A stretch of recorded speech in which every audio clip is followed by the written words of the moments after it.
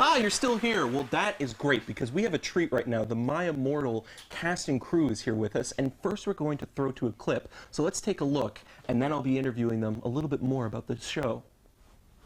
You're so hot. Did you know? Hey, Gryffindors! Oh, see, I told you they'd be here. The boy who lived. Oh my God, it's Harry Potter. Hey, Crumb. Yeah. Hi, Victor.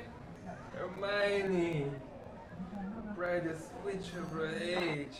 Well, that was great. First of all, I want to thank you, Justine. You've been here for 2 segments now, so we can just ignore you a little bit. But we have 2 people that are new to the show. Brian McClellan, who is the writer, director, producer, editor, actor, caterer, hot commodity, everything, and Candace Meeks, who is the producer and one of the stars of the film, or the web series. And Justine, you are also a producer and actor on the series. Like a panel right here. It is. It's a panel of My Immortal. Now, first of all, I've got to ask, just from a title perspective, why the brackets? To differentiate it from the original, like, My Immortal fan fiction, which we are spoofing.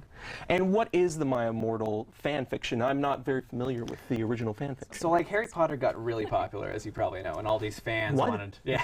I've never heard of it. But all these fans wanted to write their own stories with the world.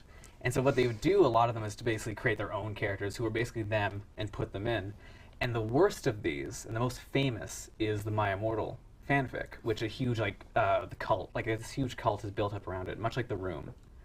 And we wanted to do basically a parody of it. Yes. And that is sort of where the story sort of takes place. Is it a Hogwarts-esque kind of location?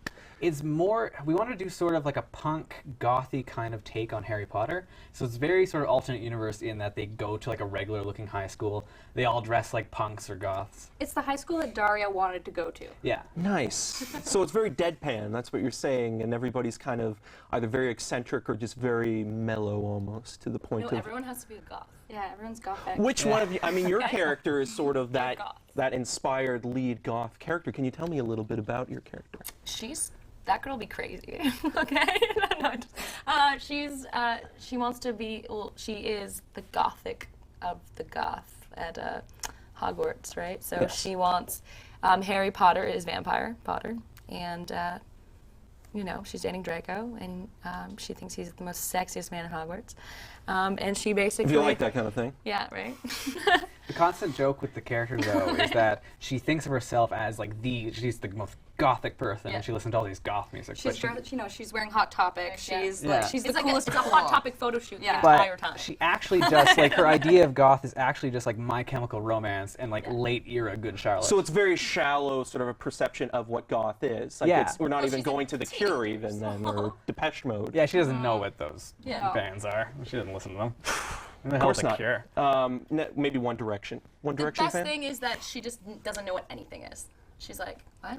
So she's a little bit more absent-minded and sort of in her own world. Yeah, as the character, when I kind of thought about it, I thought about the writer, Tara, and her craziness, and like how she didn't really know what was going on, and influenced into that. The person who wrote My Immortal, people they don't know if she's serious. Or if she actually like a troll, like a huge internet troll. Like 50 Shades of Grey. Like, yeah. I'm still not sure on that one either. Yeah, they're not. People aren't sure if Tara exists even. It's become this sort of internet legend throughout the years. Maybe sort of a composite of people, or maybe just Twitter or That's one something of the like theories, that. Well, before we go to a sneak peek that you've brought us for episode 6, I'd like to ask you guys a little bit about your function as producers. Okay.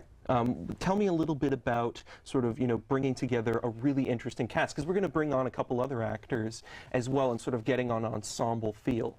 This has probably been the best cast I've ever worked with on all the productions. They all just clicked.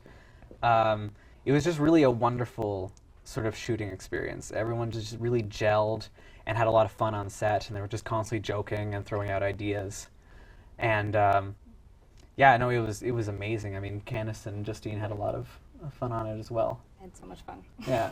Well, on that note, we're going to throw to an exclusive clip only on Rogers TV. Let's take a look at My Immortal, Webisode 6.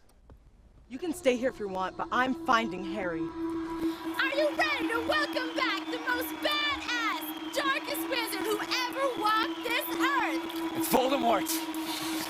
I've taken care of your friend, Enderby. This is the final battle, Ebony. Oh, what a pity, Potter.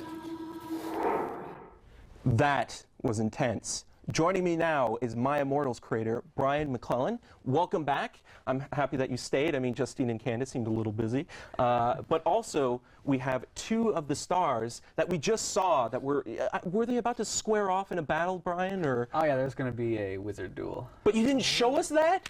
You're on Rogers TV. Oh, well, I guess they're going to have to tune in to find out what happens. So, Chris Levier, you are the man who cannot be named, and Jenna Foster Catlack. You are going to take him on. Are you ready for this? I got this. Oh, you think you Don't got worry. this? Are you going to fight here? We can clear the table. No, I no. like my complimentary water. Yeah. We got it. It is the finest water in all of Durham. I just want you to know that. But how did you guys get introduced to Brian and into the world of My Immortal? Mandy.com. It sounds like a dating site, right? It kind of does. It's just Personal ads. Yeah, it's like personal acting ads and stuff. And I was like, you know, why not? Black Hermione sounds good. Yeah. I like it. It's different. Oh, And here I am. Yeah. Well done.